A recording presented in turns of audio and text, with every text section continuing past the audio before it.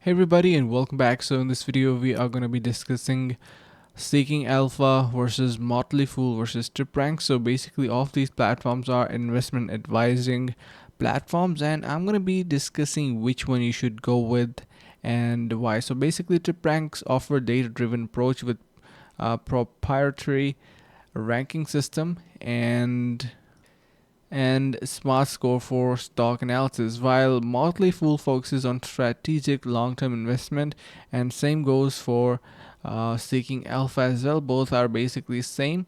Now the tip ranks is basically predictive analysis, provide a quantitative insights into stock marketing fundamentals. So now basically if you want to know more about tip ranks, it is basically the engine is pseudo AI designed to utilize machine learning and all the capabilities of the latest AI tech to give you the best digital analytics. Now, basically, which one I suggest is the Motley Fool, and it is gonna be. Let me just show you.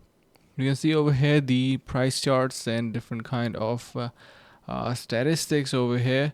So the Motley Fool is going to be providing you the best services and advices among these three, if you ask me.